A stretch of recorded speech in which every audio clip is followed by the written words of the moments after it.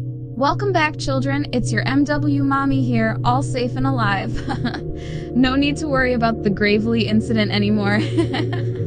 So yeah, anyway, I want to thank you all for the positive reactions I received from the movie project event BLOOP. And if you haven't watched it yet, follow the link in description and you'll be happy to know that we are already working on episode 2. And we will try to make it better this time because a lot of you folks have shown interest in working on the project, so I really appreciate your help. Anyway, without further ado, let's jump into today's topic, the shadow deal. So our shadow guy is back. Let's take a look at the goodies he brought for us this time.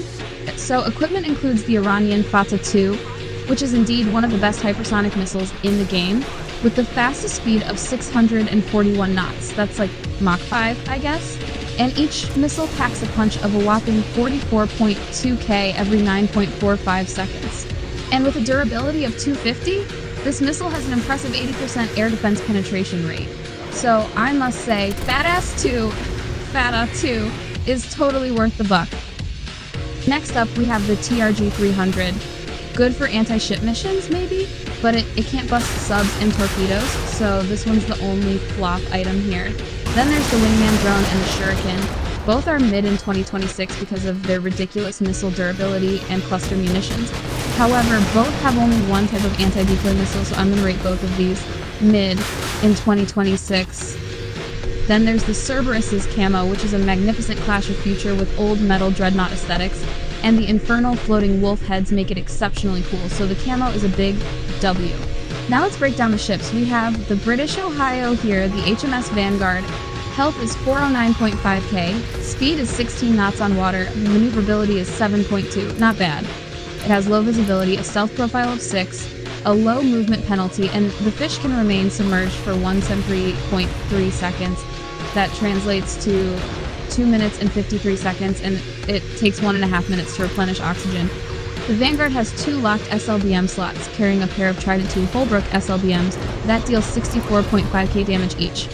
Reload is 13 seconds, and each SLBM has a massive area damage of 12.5k that can blast all nearby small units within 233 meters, so it's a very lethal missile not to be messed with. The fish leaves 3 SLBM silos unlocked for missiles of your choice. I recommend using the North Korean pig songs here, and 2 unlocked torpedo tubes at the front. So overall, a decent pay-to-win sub, but I think our INS S5 still keeps the crown. Moving on to our next ship, the Japanese JS-30DX Frigate. Stats show a durability of 416k, a speed of 27 knots on water, pretty low visibility compared to other frigates, and a stealth profile of an excellent 8. Armaments include a 4x1 unlocked missile slot, 2 XGL slots, 2 locked anti-aircraft machine guns that can deal up to 30k damage every 3.5 seconds.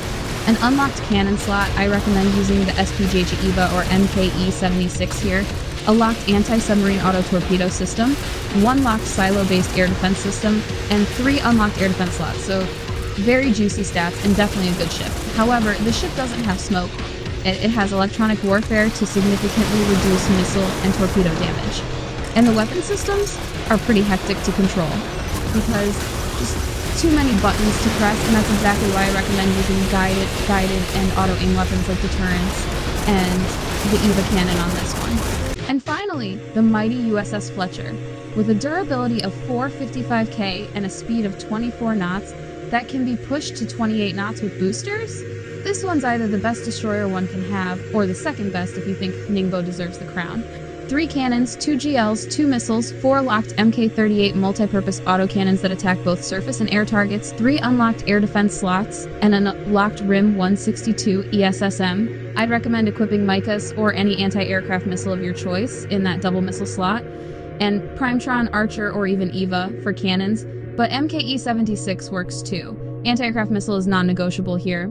Moving on to the track rewards, we have the digital loophole flag, which is pretty cool, and the critical hack camo, which feels like a red version of the origin camo, and there's the F-127 frigate, which is a speedy, stealthy, decent sniper fridge with good AA, but definitely needs some buffs.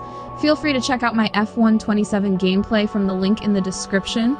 So, somehow I managed to get 100% hits with X-51 missiles on this thing. Crazy, right?